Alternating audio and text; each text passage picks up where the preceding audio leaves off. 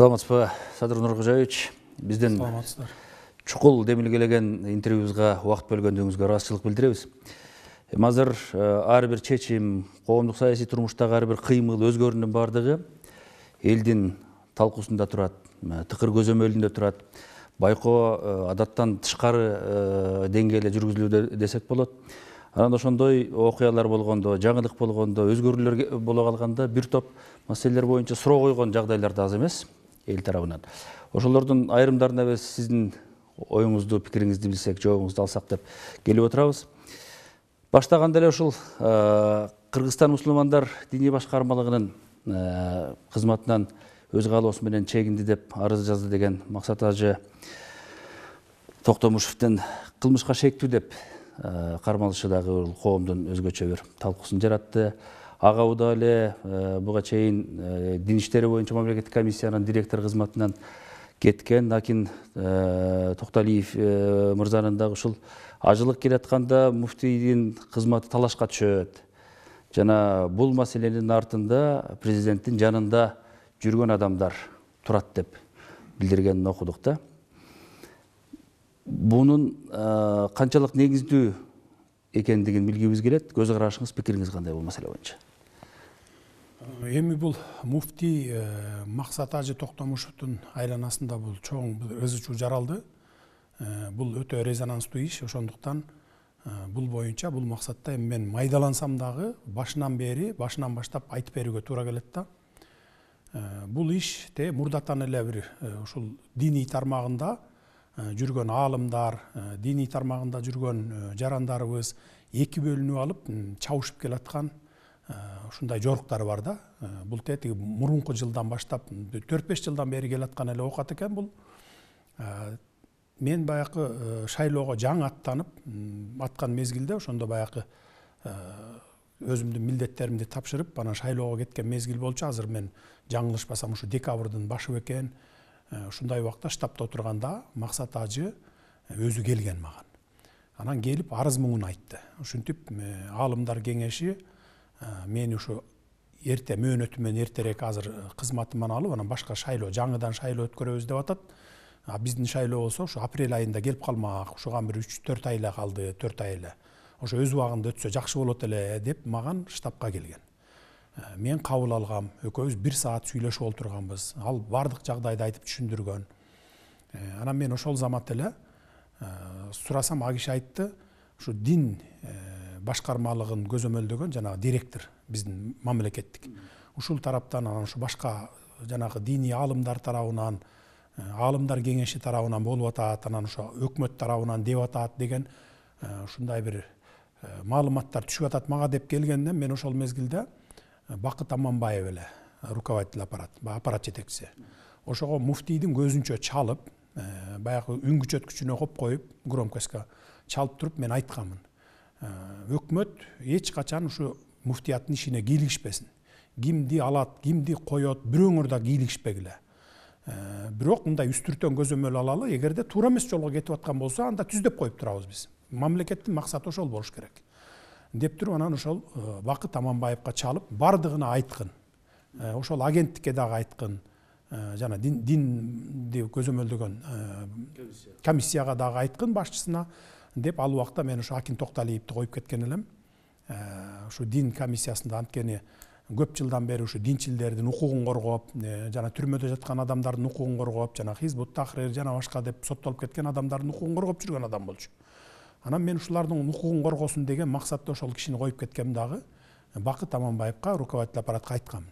Ошого сиз айтыңыз, бардыгына телефон чалыңыз, 3 ай 4 ай убакыт калыптыр, анын эч айырмасы жок. Ошо апрелде эле ушу аалымдар кеңеши жанагындай курултай, дин тармагындагы курултай келип, кимди шайлап алса аны шайлап алсын. Только ошол биздин салттуу динди кармаган, динчилдердин баарын башын бириктирип турган, ызы чуу болбогон адамды койсун деп ушинтип токтотуп койгон.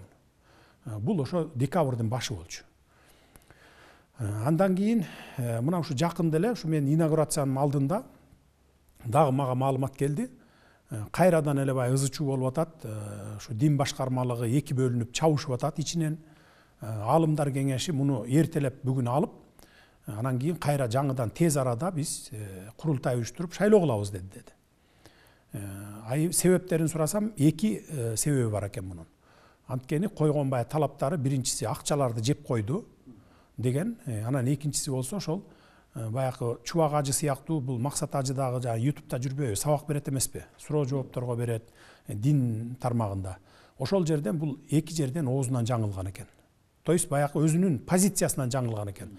Биздин салттуу динди айтпай тескери жакка үндөдүү деген талаптарды койгон экен. Анан ошол жерден мага маалымат жеткенден кийин мен эми Арзыбек Бурханов деген менин жанымда жүрөт. Мурда депутат болгонбуз, чогуу жакшы таанышпыз. Ал жардамчы катары эле мен аны баягы мен инаугурацияга даярданып атып, колум бошобогондуктан эле аны сурандым. Сен барып Максат ажыга жолугуп эле, өзүнө жолугуп. Эгерде ушундай ызы чуу болуп аткан болсо, баарынын башын бириктирип, ынтымакта тынч эле баягы тарап кетишсин, чепкен калпагын жаап эле анан эгерде шайлоосу болсо, каалаган кишисин шайлап алсын. Биз мамлекет кимди шайла, муну шайла, тигин шайла деп киришпейбиз динине. Дин тармагындагы ошо динди түшүнгөн адамдар, чөйрөсүндөгү адамдар кимди кааласа ошону коюп алсын деп эле айткам. Анан анын баягы кетирген катачылыгы ал түз баягы Максат ажыга барып эле сүйлөшкөндүн ордуна баягы Акин Токталиевке барып, баягы дин комиссиясынын төрагасы катары, баягы директор катары барып, ушундай ызы чуу болуп атыптыр, сиз Максат ажы менен барып ушуну баягы ызы чуу кылбай, эки тарапты тең жараштырып басып коюңуз деп айткан экен. Анан ал барып анан туура эмес маалыматты айткан экен да, ушундай кет деп атат дегендей. Анан эртеси күнү баягы ызы чуусу басылгандын ордуна кайра күчөй баштады. Анан эсимде жок, ушу балким 5-нчи күн бекен ушундай болчу. Баягы инаугурацияга жакындап калган мезгил эле. Анан мен өзүм муфтийге чалдым. Телефон чалып айттым, ушу жума намазга баратам азыр. Сиз ушу мечитте күтүп туруңуз, нааразы болгон тарапты да топтоңуз, өзүңүздөрдүн тараптарды да топтоңуз, муфтиятты барып, мен ушу эки тарапты тең угайынчы. Мен маалыматым, терең маалыматым жок бул боюнча. Деп анан мен баягы жаңы салынган мечитке баратсам, чалып калды. Биз жаңы салынган мечитте эмеспиз, баягы эски эле жерибиздебиз деп. Анан бурулуп эски жерине кирдим. 7-8 аксакалдар топтолгон экен, ушу дин чөйрөсүндөгү. Кийин аягында ушул Абдышүкүр ажы дагы келди. Муфтий өзү болду. Анан ошол жанагы текшерүү комиссиясынын башчысы Бакыт Нурдинов деген болду. Анан аалымдардан дагы аксакалдар болду. Уламалар кеңешинин дагы баягы мүчөлөрү болду. Анан олтуруп 4-5 саат ошол жерде сүйлөштүк.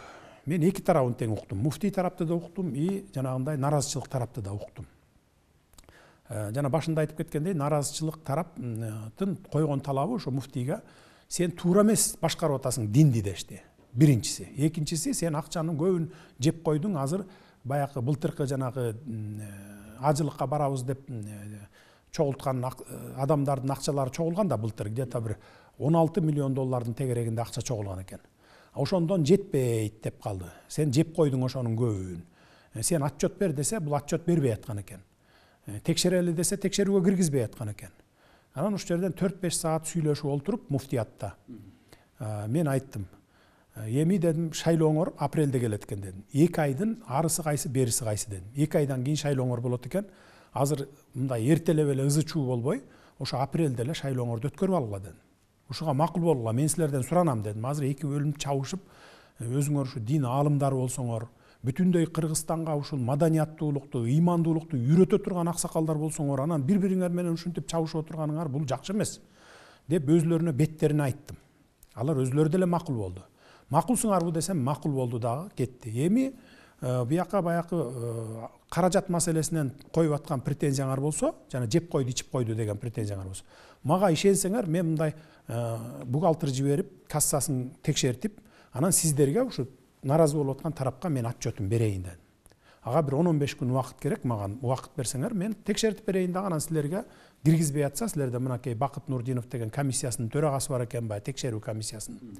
Ушулардын ичине кошуп, баягы жиберип, баягы бухгалтерди. Анан текшертип туруп, анан силерге маалымат берели деп, ошо менен макулдашып, татынакай бири-бири менен элдешип, анан тарап кетишкен.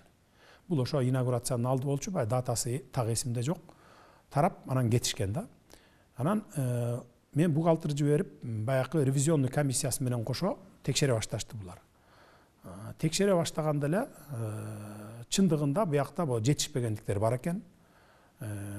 Баягы 16 миллиондон 7 миллионун, bir 8 миллионго жакынын, 7 миллион 700 миң долларын алыптыр дагы.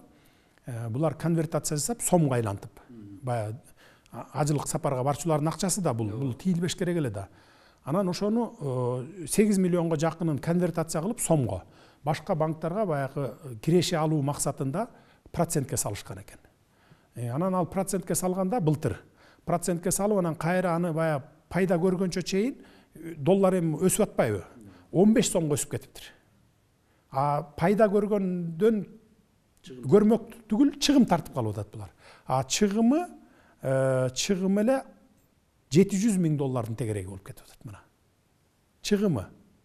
Баягы пайда көрөм деп тескерисинче доллар өсүп кетти дагы, деги сомго айлантып койгон да. Анан банкка салып койгон. Ал пайда көргөнчө чейин доллар өсүп кетет да, 15 сомго өсүп кетет дагы. Чыгымы bir 685.479 долларга чыгым тартып калат. Мына ушундай болот да. Андан сырткары 155 миллион сомун август айында, баягы былтыркы жылдын август айында булар баягы бир фирмага бердик деп жасайт дагы, ал фирма алып туруп анан шайлоого баягы бир партияга колдонуп салышат булар. 155 миллион сомун. Эми бул ажыга барчу, ажыгылык сапарга барчу адамдардын акчасы да, аны бербеш керек эле. Орток акча да. Анан эми ал аз бүгүнкү күндө дагы толук кайтарылбай турат да. Анан бул жерде ажылыкка бара турган адамдар, баягы акча төккөн адамдар, келе акчамды бер десе, жарым-жартылайын берип, жарым-жартылайы бүгүн бериле элек экен да. Мына ошонун кесепетинен баягы тияка бияка чачыратып кеткен акчаларды кайра кайтара албай, бүгүн ошондон мына жаңжал чыгып атат да бири-бири менен. Анан эми бүгүнкү күндө айтып атпайбы, мен сос түйүндөрдөн анан жанагындай бир маалыматтардан уктум. Как будто мен Садыр Жапаров же болбосо Ташиев атайлап баягы муфтийди каматып, ушундай бир ошо муфтийдин орду керек болуп атат дегендей айтып атышат да. Мына төбөбүздө Кудай карап турат, мага муфтийдин ордунун кереги жок. Ал кимисин шайлап алса, анысын шайлап алсын. Мен ушу жерде ошо аалымдар кеңешинин алдында, муфтиятта отурганда муфтийдин алдында, ошо Абдышүкүр ажы да бар эле, баягы дин аалымдарынын баарын көзүнчө айттым элем. Мына төбөбүздө Кудай карап турат. Силердин ушу шайлооңорго мамлекеттик чиновниктер бирөө дагы кийлигишпейт деп. Бир гана ошо силерден сураныч, таза, салттуу динди тутунган муфтийди шайлап алгыла деген сураныч болгон. Мен бүгүн дагы айтып коеюн, бүткүл ошол биздин Кыргызстандагы дин тармагында жүргөн жарандарыбызга кайрылып коеюн. Ошо шайлоодо таза келип, таза адамды, таза муфтийди шайлап алыштарын суранат элем мен. Мамлекет кийлигишпейт. Эгерде туура эмес жолго баратса, анда туура жолго түздөп койгонго биздин күчүбүз жетет. Бирок ошо шайлоосуна кийлигишпешибиз керек. Мына бизде 3-чү жол революция болду, өзүңүздөр билесиздер, октябрда бүт бардыгы келип шайлоонун кесепетинен чыккан. Анан эми бул парламенттик шайлообу, президенттик шайлообу, ушу дин аалымдарынын муфтийди шайлообу айырмасы жок. Кайсы гана шайлоо болбосун. Шайлоо деген сөз бул элдин пикири менен эсептешүү деген сөз. Көпчүлүк сизди шайласа, сиз болуңуз. Тиги кишини шайласа, тиги болсун. Мына ушундай принципке баратабыз. Кудай буйрса жакында апрель айында жергиликтүү шайлоолорго дагы өтөт. Жергиликтүү депутаттарга, шаардык депутаттарга дегендей. Ал дагы таптаза ойдон өтөт.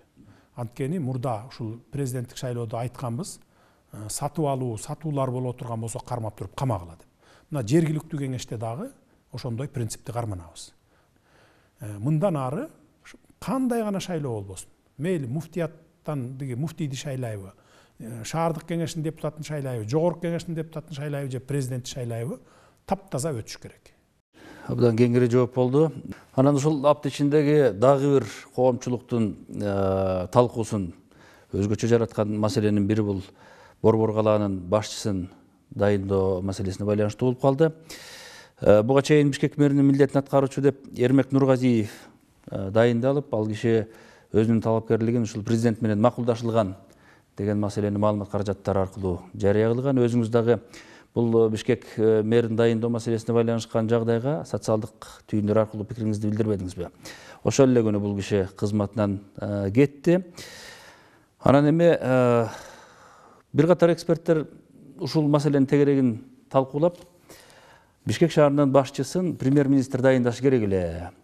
Президент буга кийлигишип жатат деген сын пикирлерин көп жазышты. Эмне үчүн мындай кырдаал түзүлдү деп ойлойсуз? Бүгүнкү күндө биздин мамлекетте кадрдык таңкыстык бар. Муну моюнга алышыбыз керек. Анткени 30 жылдан бери жалаң эле баягы таяке жеген карын бөлө тааныш билиштерди кадрга тарта берип, баягы илгерки союз мезгилиндегидей кадрларды биз адистик кезинен баштап тепкич менен көтөрүп отуруп даярдаган институт жок болуп калган да бизде.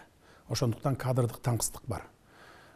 Кимди гана албайсың, мисалы жаш кадр деп алып келип коюп койсоң, анын тажрыйбасы жетпейт. Ошол тармакты тартып кете албайт. Мына ушундай проблемалар болуп атат бүгүн. Буга чейин деле болуп келген. Коюп койсоң иштей берет. Бирок баягы же ар эмес, же бер эмес иштей бербеш керек да. Ошол тармакты көтөрүш керек, тартыш керек, элге кызмат кылыш керек, бюрократия, коррупция дегенди жок кылыш керек. А бизде бүгүн ошону жок кылалы деп атабыз. Анан мэр боюнча болсо дагы. Мэр келген мага приемго, ошо мэрликке мындай претендент болуп кетип атам, ушундай деп келгенде эми кабыл албай койбойсуң да. Кабыл алдым, сүйлөштүм. Жакшынакай идеялары бар балакен. Өзү мындай бир максаттарын айтты, пландарын айтты, жакшынакай пландарын айтты. Шаарды өнүктүрүү боюнча, шаардын өзүнчө банкы болуш керек, муниципалдык банк болуш керек деген ушундай бир жакшы эмелерин айтты. Анан мен бир эмес эки жолу сурадым. Артың тазабы? Десем, жок, мен эч кандай немем жок, таза артым. Деди. Анан мындай мурда мамлекеттик кызматтарда иштебеген экен, ушу шаар ичинде, ушу жалаң мындай курулуш тармактарында, өзүнүн жеке менчик үйлөрүн салган, ушундай шаарды өнүктүрүүгө салымын кошкон бала экен. Анан эми ал айткан жок, мен бир диги адвокат аялды тоголото урдум эле, анан артымда ушу бир квартира талашым бар эле деп. Болгону ошол аялды бир урган экен. Анан квартира боюнча бир талаш маселеси бар экен. Мунун баарын кеч билдик. Ошол баягы мэр кылып койгондон кийин эле анан баягылар чыга баштады да. Чыга баштаганда эле анан мен өз оюмду интернетке жазып койдум. Эми аял кишини ошончолук урган адам эми бул мэр болуп барышы бул моралдык жактан да туура эмес депчи. Бул эми туура эмес. Репутациясы бузулган адамдар мамлекеттик кызматтарга барбаш керек деген эле ой пикиримди жаздым. Анан эртеси башка мэр барып туруп калды. Эми бул жерден мындан трагедия көрүштүн кереги жок. Анткени керек болсо кадрлар күн сайын эмес, саат сайын алмашыш керек, эгер туура эмес келсе. Мисалы Грузия реформа жасаганда Грузияда жума сайын кадрлар, министрлер алмашылган. Керек болсо ошол Саакашвилинин жакын достору, чогуу ошол революция жасашып келип отуруп, мына биз отурдук деген кадрлары камалып кеткен. Ондогон кадрларын камап түрмөгө отургузуп, жума сайын алмаштырып министрлерди, анан реформа жасаган. Эми мамлекетте реформа жасайм десең, ошентип жасалыш керек да.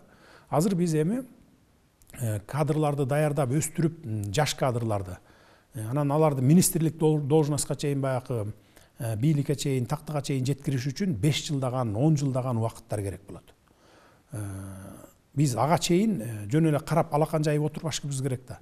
Ошо бүгүнкү бар колубузда бар кадрларыбызды алып барып ошол кызматтарга коюп, аларды иштетишибиз керек. Мен бардыгы менен айтып атам, мага тиешелүү тармактарды азыр өзүмдүн указым менен, буйругум менен жумушка коюп атпаймбы. А премьер-министр бүгүнкү күндө өзүнө тиешелүү министрликтерди, өзүнө тиешелүү баягы кызматтарды өзү даярдап атат. Анткени биз азыр эски конституция менен жашап атабыз. Жаңы конституцияга дагы 2 ай, 3 ай бар. Эгерде депутаттар колдоп берсе, апрелдин 11-inde биз азыр мен кече указга кол койдум, жергиликтүү кеңештердин депутаттарын шайлайбыз. Ошону менен бирге эгерде колдоп берип, референдумга алып чыкса, 11-апрелде жаңы конституциянын долбоору кабыл алынат. Ошондон кийин гана биз жаңы конституция менен жашай баштайбыз. Биз азыр бүгүн эски конституция менен жашап атабыз. Бирок ошондо дагы өткөндө ошо министрлердин баарын кабыл алып, сүйлөшүп, ошо маек курдук. Бирок ар бир министрге бардыгын айттым. Эми мындан ары силердин ишиңер эгерде мамлекет үчүн, эл үчүн кылып кете турган болсоңор, маңдайга жазса 5 жыл чогуу бирге иштешебиз. Эгерде жок, коррупцияга аралашып, баягы эле бюрократияны деги мамлекет эмеде министрлигиңерде калтырып, өзүм билемдик кылып, уурулук кылсаңар, анда жарым жыл, 1 жылдан кийин түрмөгө кетесиңер. Эч кимиңерге айоо болбойт деген ушундай талапты коюп атабыз. Анан жогорку суроого жооп берип белгилеп кетпедиңизби? Кеңешчим Арызбек Бурканов деп. Анан азыр ошол баягы кадрдык дайындоолор, кадрдык талаш тартыштар, талкуулардын алкагында белгилеп атышат. Арызбек Бурканов кадр саясатына түздөн түз кийлигишкен, өтө катуу таасир эткен. Анан көп маселени ушинтип чечип койгон киши катары жүрөт. деп белгилеп атат да. Жок, бул эми ушакчылардын эле сөзү. Арзыбек Бурханов бир дагы кадрды магап келип муну коюп бериңиз же тигини коюп бериңиз деген жок. Мен кандай буйрук берсем, ошону гана аткарып жүрдү. Мен мурункулардай болуп бир адамдын жетегине кетип калбаймын. Муну мен раз и навсегда бардыгын айтып коеюн. И муну мен иш жүзүндө дагы көргөзөм. Бирөө кадр алып келе турган болсо, мен улуттук коопсуздук кызматына же болбосо ички иштер министрине жөнөтөм. Могу кандай кадр деп. Анан аяктан деле кээ бирөө таза деп келет.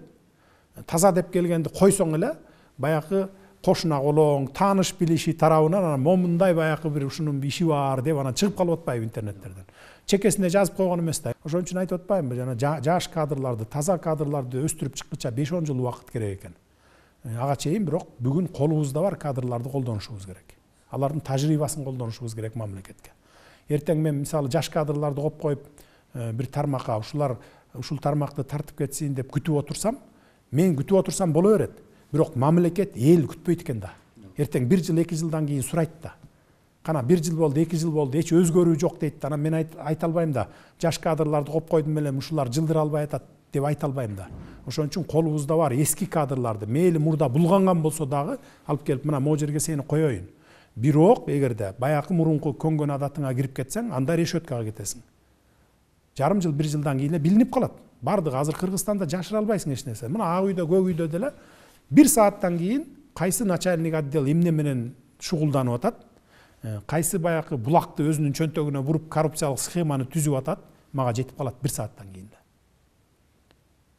Эч нерсе жашырыш мүмкүн эмес бүгүн Кыргызстанда. Иштин ачык жүргөндүгү сиз айтып аткан маселелердин чечилишине жол салар.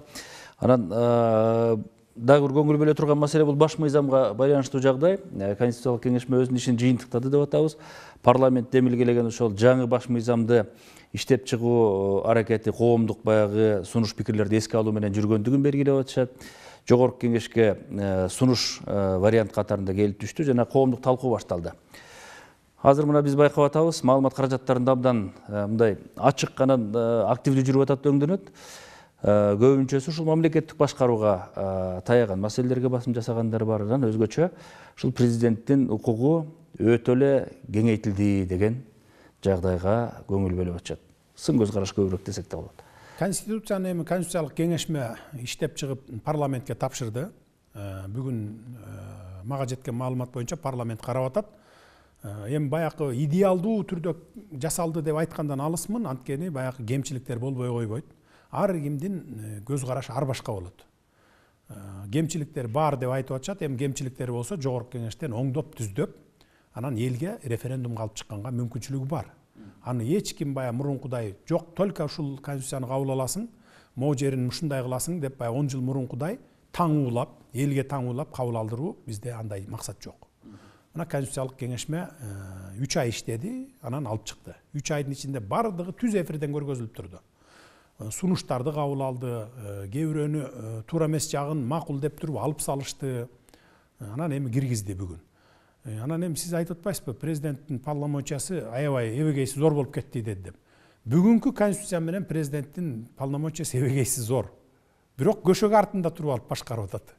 Туурабы? Буга чейин 30 жыл бою президент көшөк артында туруп алып, премьердин, министрдин колу менен чок кармап келген. А биз ошондон чыгалы деп атабыз. Ачык чыгып, керт башың менен өз моюнуң менен жооп бер деп атабыз.